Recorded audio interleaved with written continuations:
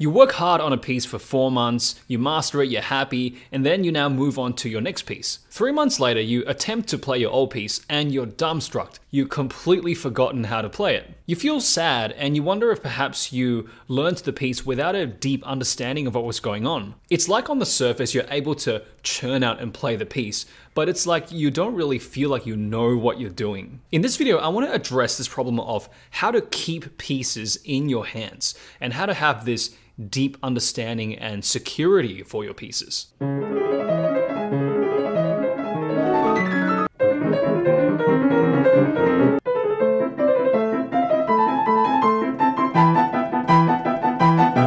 As a piano player, over time, you learn different pieces, but how do we keep them in our hands? Now, of course, we must be reasonable. If we haven't played a piece for, let's say, several months or a year, it's likely we have forgotten some parts of it. But in my current experience, it doesn't take me that long to sort of recover it. All I need is about 1 to 2 days, maximum a week, and I can basically get back my pieces to kind of concert level. For example, the pieces that I just played for you, I don't practice these pieces on a daily basis, but I can kind of pull them out at will because of certain things that I've worked on in the past. And we're going to talk about that today, which is how people actually learn a piece. Let's discuss this problem, and then we can get into some tools and strategies for how you can actually relearn and revive the piece and have them kind of in your brain, in your fingers forever. We need to first chat about how people actually learn the pieces, and I believe there are 3 broad categories about how people learn. Number 1 is muscle memory, number 2 is understanding the music theory behind it,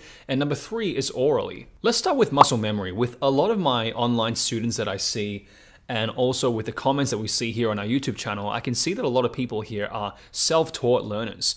And with people that are self-taught, especially if they are in their first or second year, they are very likely to be relying on muscle memory to kind of memorize the piece and how they think about the piece. This means they're reliant on the execution of movements to play their piece. Number 2 on the list of how people learn a piece is through understanding the music theory part. So if you want to have this sense of security in remembering your piece for the long term, you need to do some analysis of it. Things like understanding the structure, right? Is it an ABA form or AB form? And understanding perhaps some of the chords and the harmonies behind it. For example,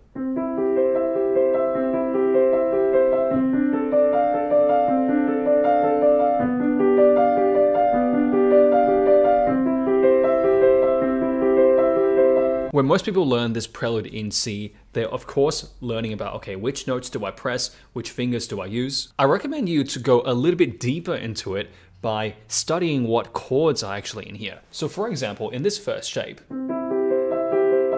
this is a chord 1 in the key of C major. Okay, so this piece is set in C major, this is chord 1. The next block of notes are these. Now, it's not my intention to teach music theory here, but I just want to help you to see what I am seeing in this music so you can hopefully do your own research, do your own study, so that you have different ways of kind of remembering your piece. This block here is actually a type of chord 2, it's 2-7. And the next one, this block of notes here, this is a chord 5, is a type of chord 5, before it then goes back to chord 1. So as you can see there, if you have the kind of muscle memory of which notes to press, plus you have this theoretical understanding of, let's say, the chords and the harmony, you're able to remember how to play this piece from 2 different ways. And that's a lot more secure than just relying on muscle memory. One of the quickest ways I can often tell when students are over-reliant on muscle memory is when I ask them to start at a random part of the piece.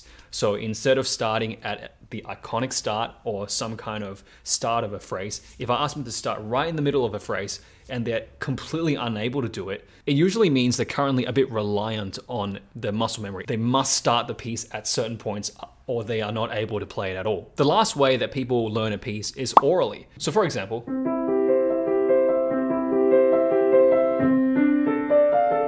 so in this part here, I could tell, let's say with this block, bum,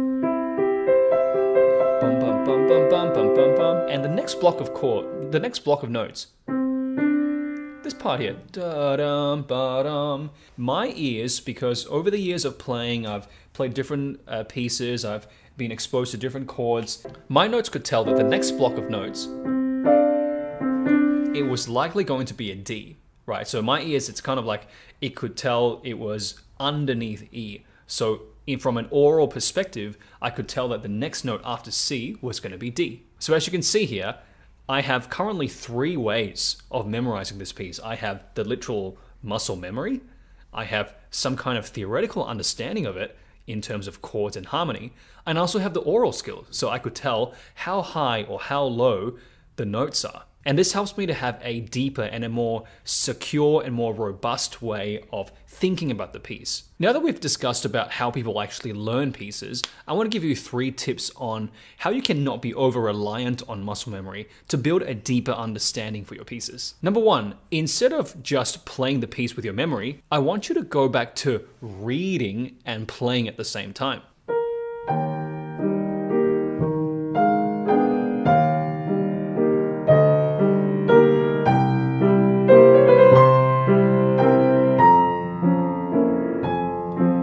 When you go back to reading the sheet music, you inevitably start to analyze the piece again. You start to look at things like the fingerings, the phrases, the chords, the structures. So try to achieve that same act of playing, but now instead of using a memory, try to read it. Try to achieve the same outcome, but with a different method. I promise you that's going to help to develop some security around your playing and also your memorization of it. Tip number 2 is to start practicing your pieces from random places. So let's say you're playing for Elise. Don't always start from. You might want to start from, for example. Or for example.